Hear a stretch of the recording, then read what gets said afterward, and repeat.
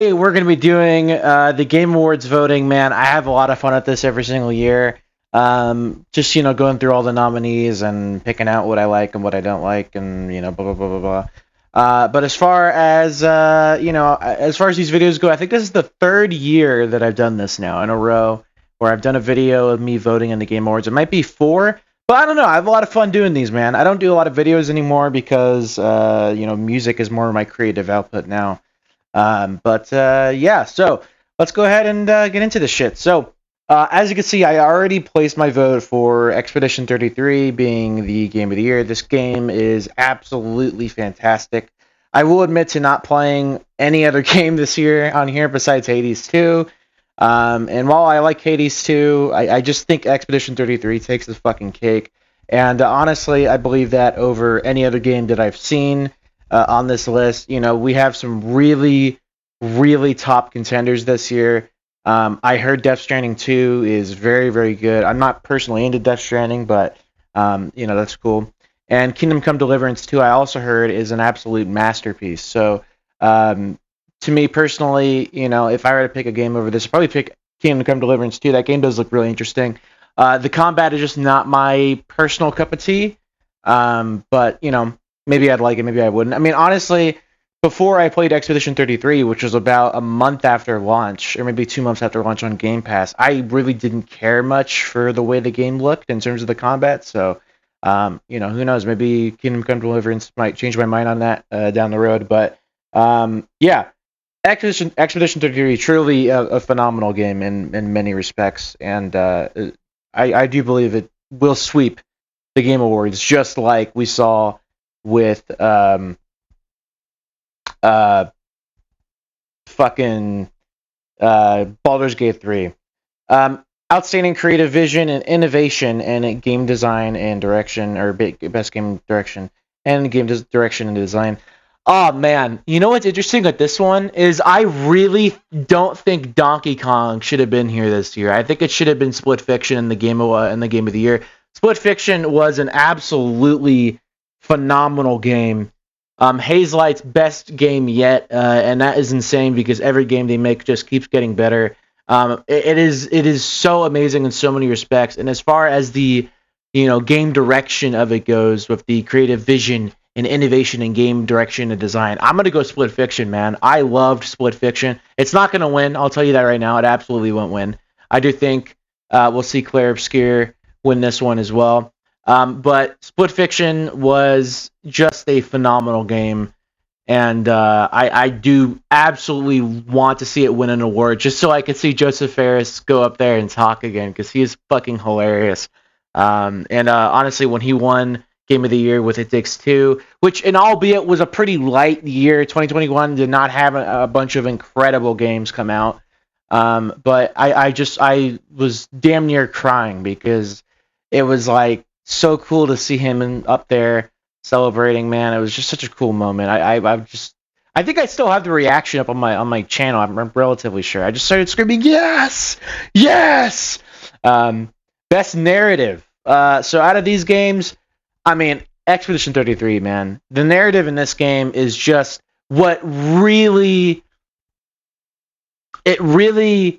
is what sells the game. If you're not a story guy in video games, you're probably going to find some enjoyment with Expedition 33, but you're not going to find that sheer incredible amounts of enjoyment that people who give a shit about story, like me, found in this game, because the story was gripping. I had many issues with the story. I'm not going to lie with you. I had many issues, specifically in Act 2 and 3.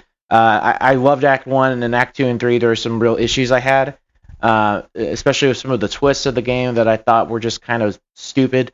But, putting that aside, the narrative here was very, very good, and also it was just a lot different. It was very different and in its own kind of thing.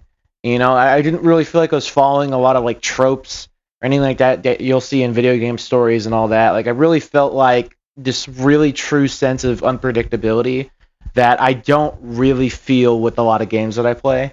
A lot of the games that I play, it feels like they're just trope after trope after trope after trope. And, personally, that isn't that big of a deal. I'm not gonna lie. I mean, it gets to a point where people have told so many stories over the years that you're gonna just everything's gonna be a trope. But I really just felt like Expedition 33 did not have that issue. So I'll give it that, man. Really, really cool shit there. The next one is going to be Best Art Direction. So as far as the art direction goes, I think Expedition 33 absolutely phenomenal art direction, but I do think this is sort of where it gets a little bit more interesting because I don't really think Ghost of Yotei or Death Stranding 2 should be on here.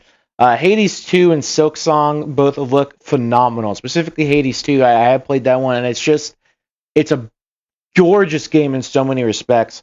So this is where things get a lot closer than the other categories, in my opinion, for Expedition 33. But I still think Expedition 33 wins here.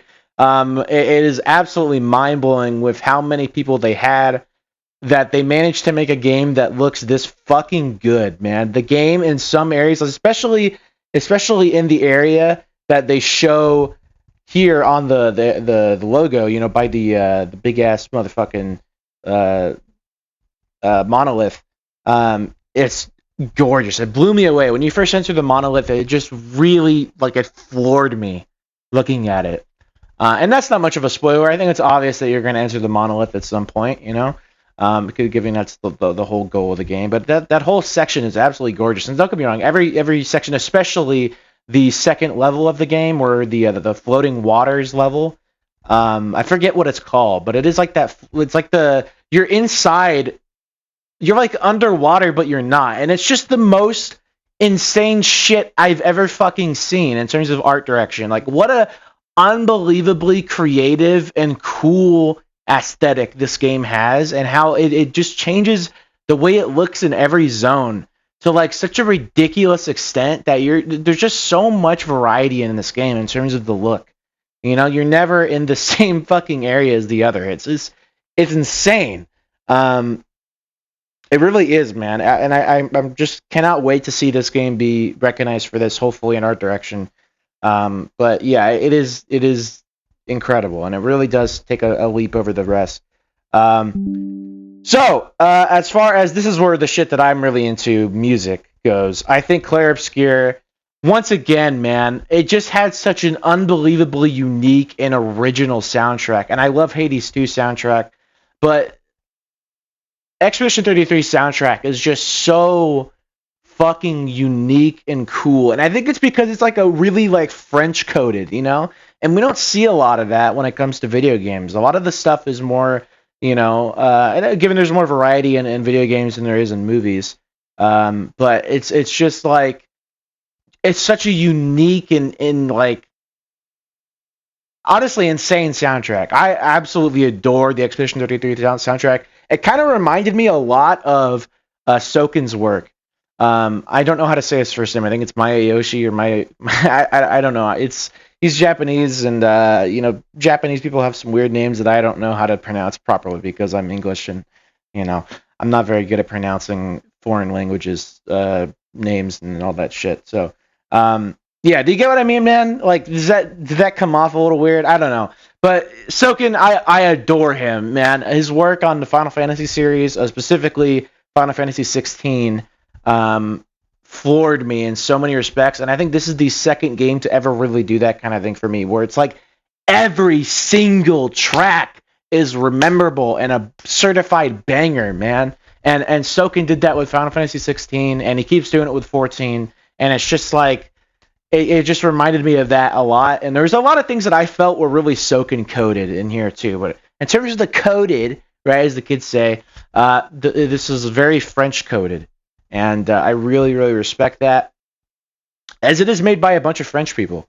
And I do love to, make fun of the French, but you gotta give it to them there, man. So audio design, I do think this is the one area where Expedition 33 so far will not win. Audio design, to me, Battlefield 6 takes the cake here. What a fucking mammoth of sound design that this game takes. I can't imagine the sheer amount of work that goes into audio design on Battlefield in comparison to other games out there, because there are so many things that you have to take into account for audio in this game. It's fucking crazy. I can't imagine like how much fun they have on that team too. I mean, I like to imagine that they have fun, although it is the games industry, so things can be a lot worse than it might seem on the surface when you first were like, oh, I wonder how that is. But it's really good audio design in this game, and honestly is kind of impressive that it didn't take it wasn't an art design either, because Battlefield 6 has some truly stunning environments. I think really the closest we've gotten to that level of immersion of Battlefield 1 since Battlefield 1. And it's a fantastic game. So this is one that was insane because it has 3 fucking people. Honestly, it's fucking stacked. It is absolutely stacked, and there's 3 people from Expedition 33, which is crazy in itself. And I think there is an obvious winner here. If you have played Expedition 33, I think there is an obvious winner, and it is unfortunate to say. As someone who loves Ben Starr to death, I think Jennifer English killed it in this game and absolutely deserves the best voice actor. She won it in the Golden Joysticks, I think it was, the other day, and she absolutely fucking deserves this. Troy Baker did a phenomenal job as Indiana Jones. I haven't played the game myself, but I know that he did a phenomenal job and has literally earned the respect of Harrison Ford. And I mean, really, he just did a great job at impersonating and like really capturing Harrison Ford's performance, and it was truly impressive, honestly. Erika Ishii, I've heard her in a lot of games, and I'm a big fan of her, especially in Guild Wars 2 as June. In that game, she was great in there.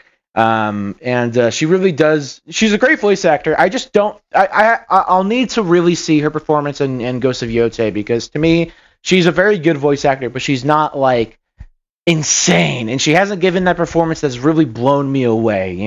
Jennifer English, you could literally tell this was like her Final Fantasy 16, that what Ben Starr had, and that she put a lot of her real life grief and mourning and stuff into this, because Ben Starr did that in Final Fantasy 16. In my opinion, he was fucking snubbed that year of the best performance, because Ben Starr put his heart and his fucking soul into that performance. And I think his dad died while he was recording it, or slightly before. So he put in a lot of his trauma and grief from that into the game. And if you play the game, you could fucking tell, man. He put a lot of that into Final Fantasy 16, and I do think Ben Starr's best performance still is Final Fantasy 16. I've seen some people on Twitter talk about how this is his best, and to me, you have not played 16 to the full extent. You have not beat the game if you say that, because Ben Starr was great. He was phenomenal in 33. He put in a different performance for sure. But I don't think it was as good, because he didn't have that limelight to be able to do that kind of shit that he did with 16. I'm sure he would if he's a phenomenal voice actor. And I'm really happy that we're seeing him in much more stuff now ever since 16 came out, because man, he's in a lot of games now. And he was in quite a bit this year to begin with. So Charlie Cox also did a phenomenal job. It would be interesting to see him win this award, and I'm interested to see if he's even going to be there. I'm assuming he is going to be there, but like you sort of see like a full on actor in the best performance category. It's so weird to see that. I do think Andy Serkis should have been over Charlie Cox, in my opinion, or maybe over Ben Starr, because he was absolutely phenomenal as Renoir in that game as well, and Renoir, and yeah, man, he's just phenomenal. But Charlie Cox also fantastic performance. So really, just a stacked list here this year. I mean, as it always is, to be honest with you, but like especially this year, it's very fucking stacked. So innovation and accessibility. I really don't know. I mean, it's probably going to be Assassin's Creed, right? I'm assuming, because Ubisoft usually, from my knowledge, has a lot of accessibility options. I know Doom: The Dark Ages probably shouldn't win this. The most that they did in this game was like difficulty options, and that was kind of it as far as I know. I mean, I love the game to death. Don't get me wrong. I mean, to me, this is like probably my second or third pick for Game of the Year. I absolutely adored Doom: The Dark Ages. But I'm not actually going to vote in that one, because I really have no idea. Games for Impact, once again, no idea. I have, honestly, I don't think I've heard of a single one of these games. So, um, best ongoing game. So this one's really interesting in a lot of respects because there's a lot of older picks here and some newer picks. And the newer picks specifically being Marvel Rivals and Helldivers 2. Marvel Rivals came out last year as well as Helldivers 2. I do believe that we saw Helldivers 2 in the best ongoing last year, and I did it win it? It really should have won it last year. This year, though, I can't say the same, to be honest with you. Out of all these games, the most amount of hours that I put in this year was Helldivers, but I just cannot say that they should really win this given how the state of the game has been continuously this year with very poor performance, a lack of addressing bugs quick enough, and a lack of just, bugs being just released and things being released in a shitty state. I can't say the same for it this year, man. I'm not going to lie. But I am interested to see if we're going to get any big new update this year at the Game Awards with Helldivers 2. So I'm still really interested in the game. 14 does not deserve this. I will tell you that right now. 14 with Dawntrail. Dog shit expansion from the looks of it to me personally. This game has done nothing to make me want to play the game. And I am honestly quite shocked that it's even in the best ongoing to begin with. This should not be here, in my opinion. In terms of what I would put here over that, honestly, Elden Ring Night Rain probably should be here for a best ongoing game, right? Because it's like, it is an ongoing game, and that they are releasing, it is like a live service-y kind of game, but it's not. Because it's but they are releasing updates and stuff for it and all that, just like these other games. So, but as far as the ones that I think should win, right? So we have three choices now. We have Fortnite, Marvel Rivals, and No Man's Sky. I don't think Fortnite did that well this year in comparison to last year. I did not like Chapter 6 nearly as much as 5. I just don't think they've really done, that over-the-top performance that they did, especially with Chapter 4. I just don't think they should win this year, to be honest with you. So that leaves Rivals and No Man's Sky. And I think Rivals is probably going to win this one. I think Rivals is an absolutely great game, and it really, in many respects, should win this. It still maintains a very popular player base and has managed to pretty much dethrone Overwatch at this point, and is a phenomenal game in many respects. It's introduced the Zombies mode recently that was pretty good. But it is its first foray into the PvE stuff, and it's exciting to see them doing more of that. And maybe we'll even see some bigger PvE modes in the future. Some stuff that Overwatch, could have done, but they abandoned it. No Man's Sky should win this, though. I think No Man's Sky should win this year, and the reason why that is because every single update they do is completely free, and they've done some really big updates this year in specific with the Worlds parts. The Worlds updates have been phenomenal, as well as the ship customization updates were absolutely great as well for the game. And there have been some really massive updates this year in specific for free, and they keep updating the game all the time. It feels like every month or every 2 months there's something new, which is absolutely insane for a game that's been running for this long. It's been almost 10 years at this point. It's been 9 years. So really, this game, in all areas, should not keep going. I mean, let's be real. Financially speaking, or whatever the hell, I can't imagine that it's too profitable to keep going with this game at this point. But they keep doing it, and it's fucking sick. There's no microtransactions or anything in this game, and it really proves that you could do a live service game without microtransactions. And it's just really interesting to see that. A lot of people justify the microtransactions in ongoing games. But then No Man's Sky comes in and shows that you don't need microtransactions to do that. So it is really interesting. And they put out the quality of updates. And that's the insane thing to me, is the quality of the updates and how often they put out. The quality and quantity of the updates are actually a lot better than other ongoing games like Destiny 2, for instance. And honestly, probably more high quality and better than any other fucking game on this list in terms of the updates. So, yeah, if it doesn't win, it's snubbed because it absolutely deserves it. Community support. This one, I can't say. I don't know who should win this one. Helldivers 2, I would say shouldn't win it this year, as they took forever to even address the performance issues on PC. It was actually insane. It literally took them months to say shit about it. They absolutely should not win it. Fortnite, I'm not like in the Fortnite scene a lot. I play the game casually, but I'm not in the scene that much.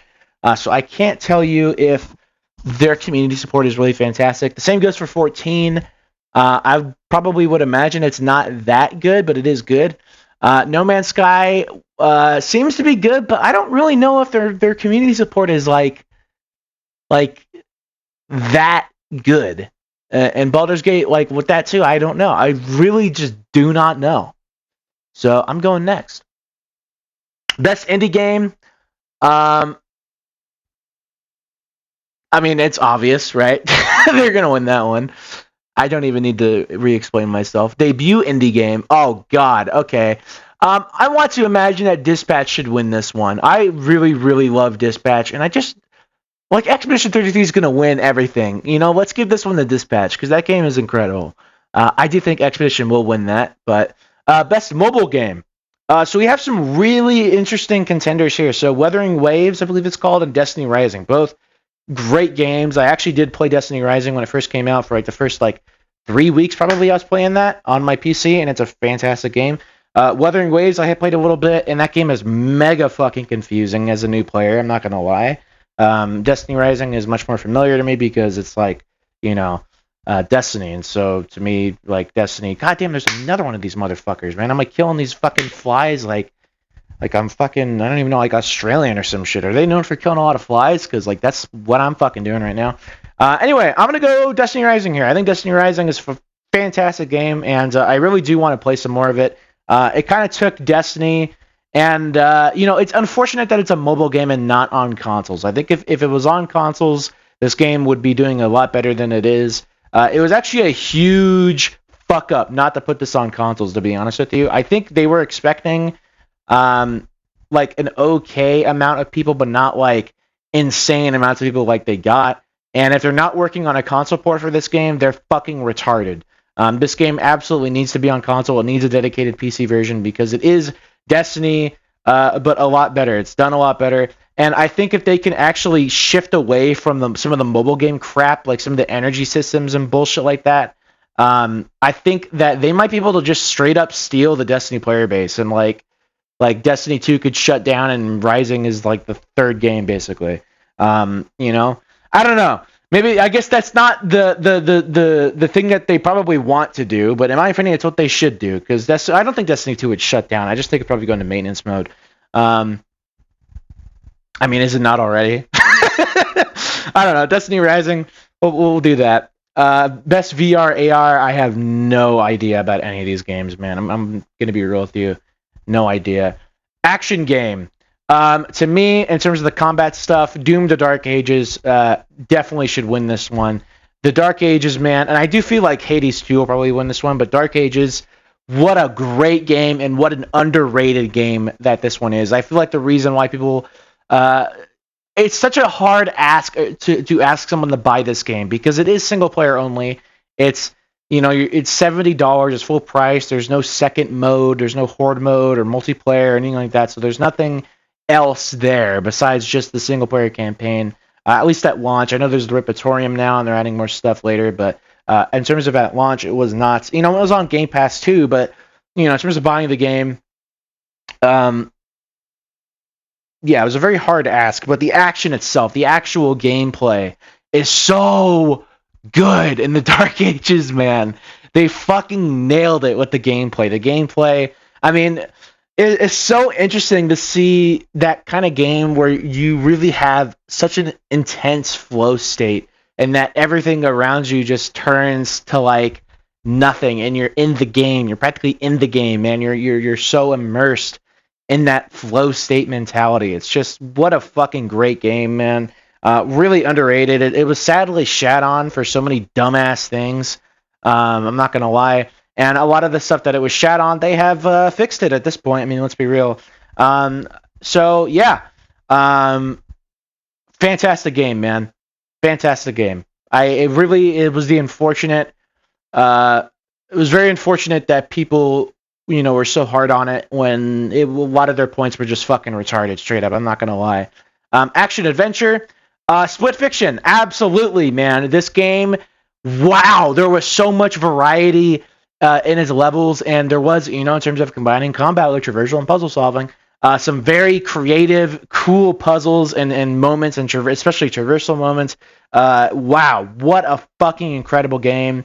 And once again, stacked, man, absolutely stacked here on this category. This Game Awards this year is going to be so interesting because there's so many, like every game here is best in class, incredible. So it's just, yeah, oh man, I cannot wait for this Game Awards this year, man, because this year has been a really incredible year for video games. I might even say it's been better than 2023, and 2023 was like insane. So yeah, man, this year has just been incredible, probably the best in a very long time. Or since 2023, what am I saying? Best RPG, I don't know why we have Avowed on this list here. I love Avowed, don't get me wrong. I actually do genuinely enjoy Avowed. I had a really good time with that game.